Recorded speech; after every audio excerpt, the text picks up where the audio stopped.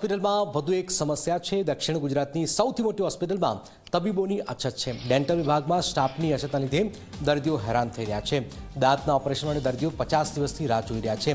ભરત મિયાણી નામના દર્દીએ સર્જરી માટે 24 જુલાઈની તારીખ અપાઈ। દુખાવો વધતા જ હોસ્પિટલ ફરી આવતા જ સારવાર ન મળવાનો આરોપ છે। એપોઇન્ટમેન્ટનું કારણ આપી સારવાર વિના પરત મોકલવાનો આરોપ છે। દર્દીએ સીએમ, ડેપ્યુટી સીએમ, આરોગ્ય મંત્રી, સુરત કલેક્ટરને ફરિયાદ કરી। ઈમેલ મારફતે દર્દીએ સારવાર ન મળ્યાની ફરિયાદ કરી।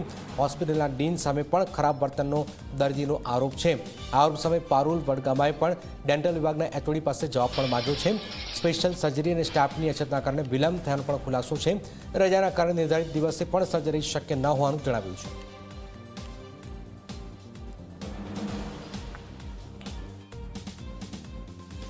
ગઈ 12 જૂનના દિવસે હું ડેન્ટલ વિભાગમાં દાંતની સારવાર માટે આવેલો। તમામ રિપોર્ટ એક્સરે કર્યા પછી મને તારીખ 24/7ની એપોઇન્ટમેન્ટ આપવામાં આવી।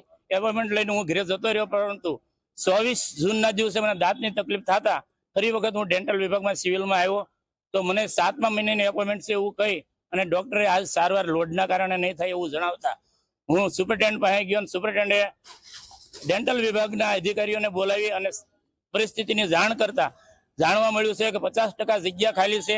2 ડોક્ટરો જે સર્જરી કરવા વાળા છે, સર્જનો, એ કોન્ટ્રાક્ટ બેઝ ઉપર છે, વીકમાં 2 દિવસ આવે છે। માટે લોડ બહુ હોવાથી એપોઇન્ટમેન્ટ લાંબા સમયની ભરતભાઈ મયાની પેશન્ટ જે ડેન્ટલ ઓપીડીમાં 3 દિવસ પહેલા ગયું હતું અને 3 દિવસ પહેલા એમની એક કમ્પ્લેન હતી કે એમને થોડું ડિલેડ અપોઇન્ટમેન્ટ મળી છે। તો ત્યારે આપણે ડેન્ટલના એચઓડી સાહેબને બોલાવીને આપણે એમને કીધું કે સાહેબ આમની સર્જરી શું છે। ત્યારે એમને કીધું કે આમાં સ્પેશિયલ સર્જરી છે, જે સામાન્ય ડેન્ટિસ્ટ બીડીએસ ડોક્ટર નહીં કરી શકે। સ્પેશિયલ સર્જરી માટે આપણે ત્યાં સિવિલમાં આપણે સ્પેશિયલ સર્જનને બોલાવીએ છીએ અને અઠવાડિયામાં 2 વખત એ સ્પેશિયલ સર્જન આવે છે। એ સ્પેશિયલ સર્જને એમને બુધવારની અપોઇન્ટમેન્ટ આપી છે, જે પેશન્ટને બી માન્ય હતી।